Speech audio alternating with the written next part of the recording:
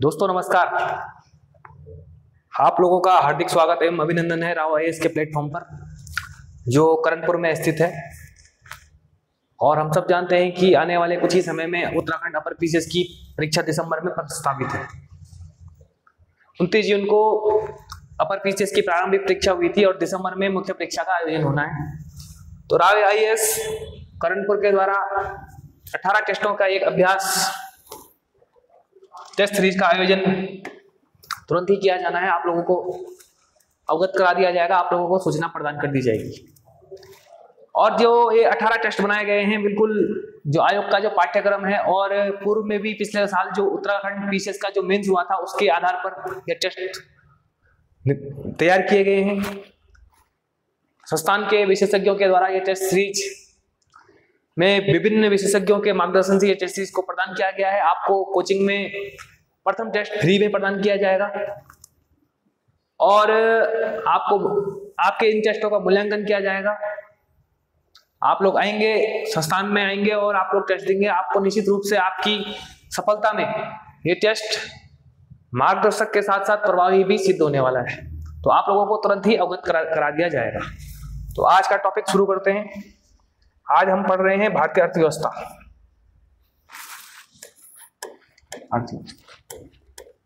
आज उत्तराखंड की जो एग्जामिनेशन की जो पद्धति है, चाहे ग्रुप सी का पेपर हो चाहे अपर पीसीएस का पेपर हो, सभी पेपरों में अर्थशास्त्र और अर्थव्यवस्था का महत्व बहुत ज्यादा हो गया है। तो अर्थशास्त्र के अंतर्गत हम क्या पढ़ते हैं? सबसे पहले हम समझते हैं कि who is the father of economics, अर्थशास्त्र। तो हम सब जानते हैं कि एक बहुत बड़े पूंजीवादी अर्थव्यवस्था के प्रतिपादक हुए हैं जिनका नाम है एडम स्मिथ। तो Adam Smith is father of economics. Smith is father of economics.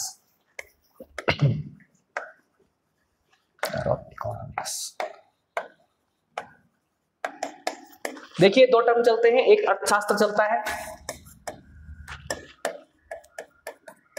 और एक अर्थव्यवस्था चलती है।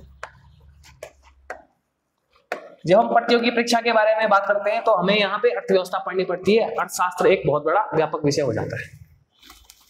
तो थोड़ा अर्थशास्त्र की परिभाषा पे ध्यान देते हैं कि अर्थशास्त्र होता क्या है।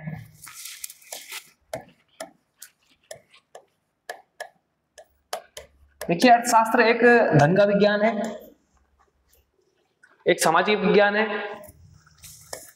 एक ऐसा सामाजिक विज्ञान को अर्थशास्त्र कहा जाता है जहां पे किस चीज का अध्ययन किया जाता है, जहां पे वैज्ञानिक पद्धति से आंकड़ा, नियम, नियोजन,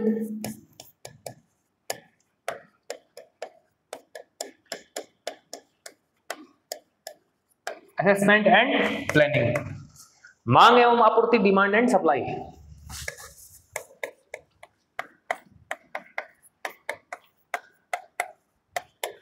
और तीसरा है उत्पादन एवं विनिमय।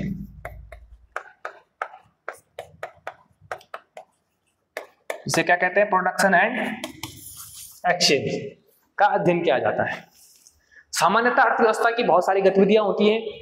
अगर हम व्यापकता से देखें तो जो अर्थव्यवस्था की जो गतिविधियां होती हैं उनमें क्या क्या आ जाता है? जैसे निवेश अर्थव्यवस्था की एक गतिविधि होती है जिसे क्या कहा जाता है? इन्वेस्टमेंट इंग्लिश में कहा जाता है।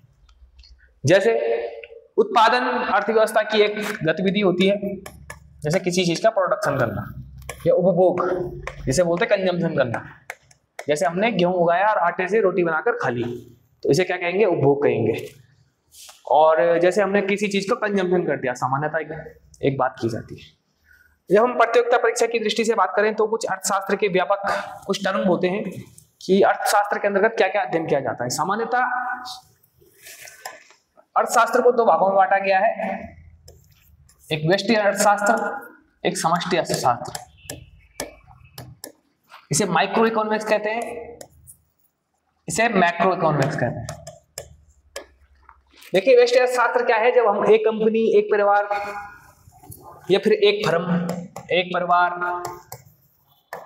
एक कंपनी की बजटिंग कैसे होगी और इसकी अर्थव्यवस्था किस प्रकार से संचालित होगी, इसका जब हम अध्ययन करते हैं तो इसे क्या कहते हैं? व्यष्टि अर्थशास्त्र कहते हैं, जिसे सूक्ष्म अर्थशास्त्र भी कहा जाता है।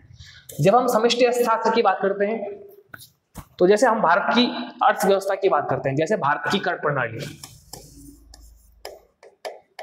जो भारतीय राजकोषीय के नीति के अंतर्गत आती है, जैसे भारत की बजटिंग नीति या फिर भारत की मौद्रिक नीति, इसे क्या कहते हैं, भारत की मौद्रिक नीति, मॉनेटरी पॉलिसी, ये समष्टि अर्थशास्त्र के अंतर्गत आती है। जैसे भारत का यदि बजट का निर्माण होना है, जैसे भारत में आजकल जीएसटी में सुधार हुआ, ये समष्टि अर्थव्यवस्था का अर्थशास्त्र के अंतर्गत आ जाएगी, क्योंकि यहाँ पे हम एक संपूर्ण देश की अर्थव्यवस्था का आकलन कर रहे हैं। ठीक है, अब हम समझते हैं कि अर्थशास्त्र के में हमें क्या क्या पढ़ना होता है जो पेपर की दृष्टि से ज्यादा महत्वपूर्ण हो जाते हैं। इसके कुछ विषय समझते हैं। एक तो सबसे पहले भारत के अंदर जो भी कंपटीशन एग्जाम होता है उसमें एक टॉपिक चलता है नेशनल इनकम, जो बहुत ही ज्यादा महत्वपूर्ण होता है। इसके अलावा बहुत सारे टॉपिक हैं जिनको हम धीरे धीरे पढ़ेंगे। सामान्यतः राष्ट्रीय आय क्या होता है इसको हम समझते हैं हल्के में।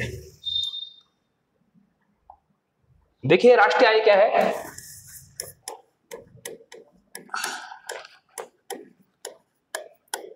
राष्ट्रीय आय को समझने से पहले हमको जीडीपी को समझना आवश्यक है। अब राष्ट्रीय आय का अर्थ क्या होता है, नेशनल इनकम।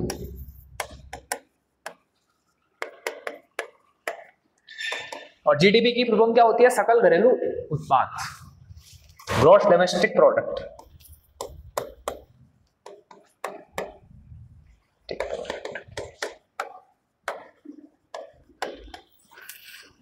ठीक है, जीडीपी को हमेशा मार्केट प्राइस पे मापा जाता है, जिसे क्या कहते हैं, बाजार मूल्य। तो अभी हम थोड़ा जीडीपी की परिभाषा समझते हैं, उसके बाद हम राष्ट्रीय आय की परिभाषा को समझेंगे। तो जीडीपी क्या है, इसे कहते हैं सकल घरेलू उत्पाद।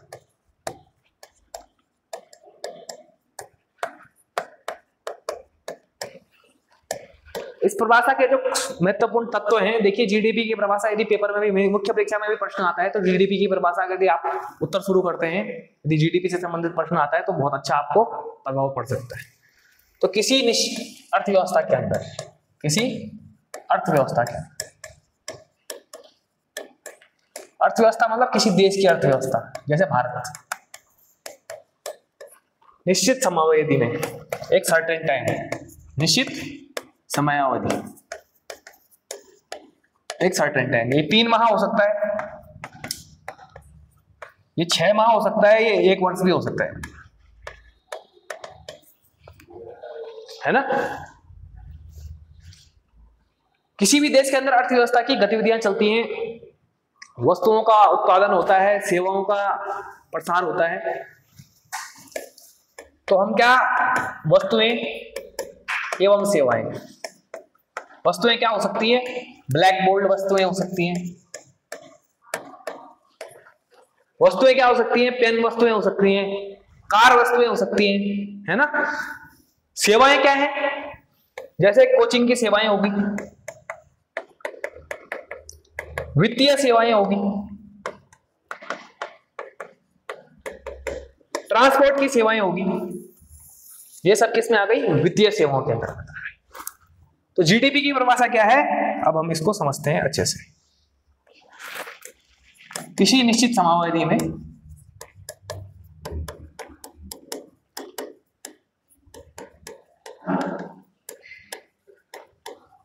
किसी देश के अंदर, किसी अर्थव्यवस्था में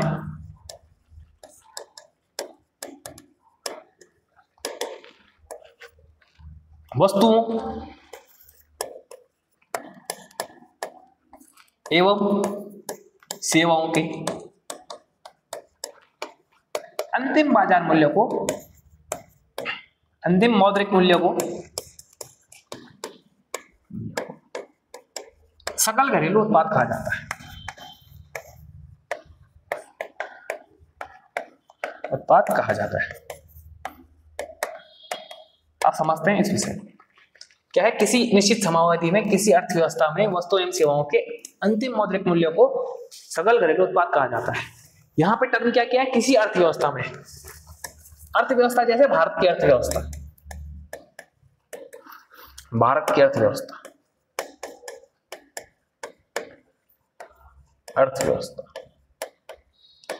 जैसा जो भारत का घरेलू क्षेत्र है, जो भारत का भौगोलिक और घरेलू क्षेत्र है, अब हम इसको कैसे समझेंगे, अब समझाते हैं आपको। जैसे भारत की जो टेरिटरी है मानवत, इसके अंदर विभिन्न कंपनियां काम कर रही हैं, विभिन्न फर्म्स काम कर रहे हैं, विभिन्न पारिवारिक स्टेक होल्डर काम कर रहे हैं, है ना।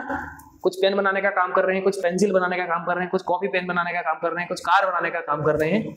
और ये भी हो सकता है कि भारत के अंदर अमेरिका की कोई कंपनी आ जाए, जैसे माइक्रोसॉफ्ट की कंपनी भारत के अंदर काम कर रही है। ये भी हो सकती है कि जापान की कोई कंपनी भारत में काम कर रही है।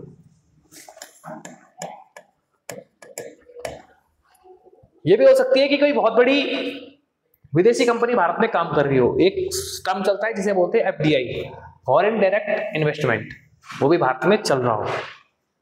अब भारत के अंदर यदि अमेरिका की कंपनी भी काम कर रही है, जापान की कंपनी भी काम कर रही है, फोर्ड की कंपनी भी काम कर रही है, टेस्ला की कंपनी भी काम कर रही है, भले वो कंपनी के मालिक विदेशी हैं।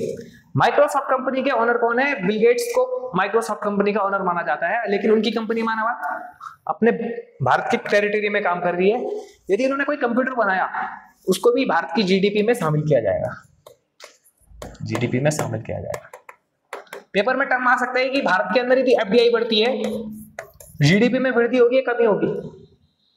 तो GDP में वृद्धि होगी, क्योंकि भारत में क्या बढ़ रहा है? वस्तुओं एवं सेवाओं का उत्पादन बढ़ रहा है, increment of the goods and service in the India.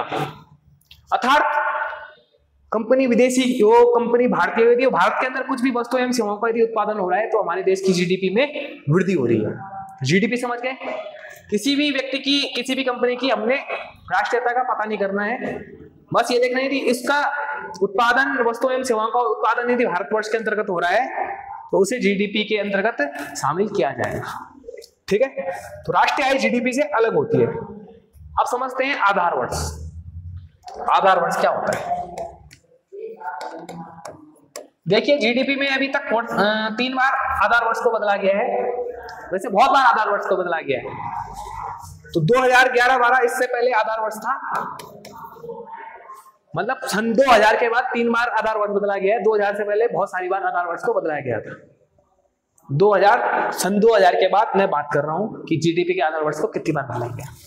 तो 2011-12 से पहले GDP का आधार वर्ष था 2004-05। अभी जो GDP का आधार वर्ष हुआ है, क्या हुआ है? अभी GDP का आधार वर्ष क्या हुआ है?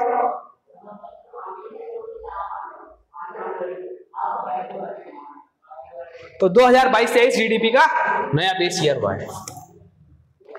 2022-23 GDP का बेस ईयर तय हुआ है।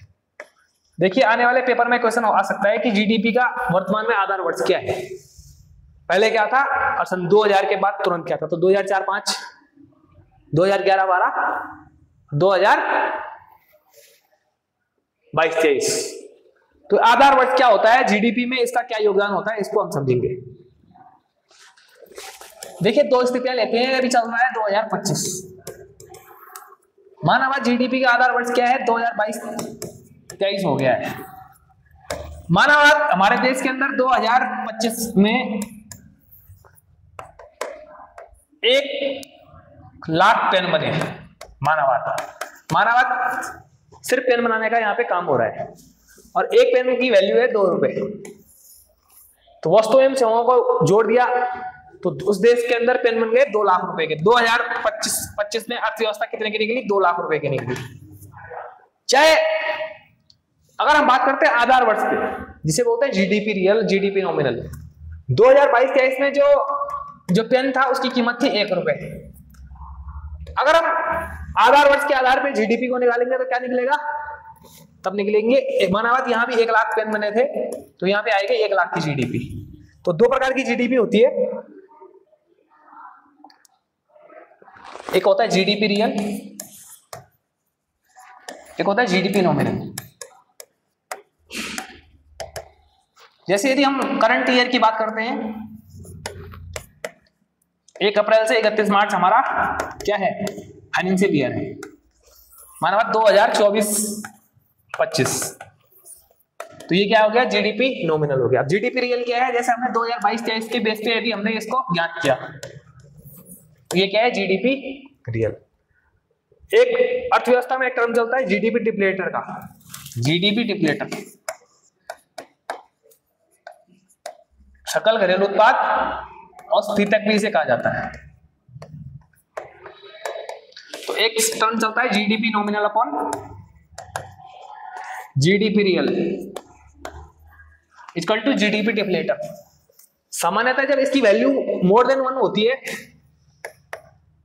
एक से ज्यादा होती है जब, तो महंगाई बढ़ रही होती है। यदि एक से कम होती है तो महंगाई कम हो रही होती है। ये इसका टर्म है, इसको हम आने वाली कक्षाओं में पढ़ने का प्रयास करेंगे। तो हम जीडीपी की परिभाषा समझ गए। किसी निश्चित समावधि के अंदर वस्तु एवं सेवाओं का अंतिम मौद्रिक मूल्य क्या कहलाता है, जीडीपी कहलाता है। अब हमने आधार वर्ष 2022-23 को ही क्यों लिया, या फिर 2022-23 से पहले 2011-12 को ही क्यों लिया, या फिर 2011-12 से पहले 2004-05 को ही क्यों लिया? इसको बोलते हैं बेस इफेक्ट, आधार प्रभाव। अर्थात आधार प्रभाव, क्योंकि किसी भी देश के अंदर यदि हम आधार वर्ष का चयन कर रहे हैं तो उसका अर्थव्यवस्था में बहुत अधिक प्रभाव पड़ सकता है। तो इस ऐसे वर्ष को आधार वर्ष लिया जाता है जिस वर्ष में विकास दर अच्छी रही हो, स्थिर रही हो, महंगाई दर स्थिर रही हो। और ये जो मापांक दिया है, ये हमारा एक इंटरनेशनल लेवल पे एक सिस्टम चलता था जिसे कहते हैं UNSN, United Nation system of national accounting. भारत के अंदर जीडीपी और राष्ट्रीय आय संबंधी आंकड़े कौन रखता है? तो एक सिस्टम चलता है जिसे कहते हैं मोस्पाई। एक सिस्टम चलता है मोस्पाई, और वहां एक सांख्यिकी कार्यक्रम एवं कार्यक्रम क्रियान्वयन मंत्रालय, उसके अंतर्गत एक संस्थान चलता है एनएसओ। इसके द्वारा राष्ट्रीय आय संबंधी आंकड़े को रखा जाता है। तो थोड़ा ब्रेक लेते हैं, उसके बाद हम नेशनल इनकम के कॉन्सेप्ट को समझेंगे और सेक्टर ऑफ द इकोनॉमी को समझेंगे। Thank you.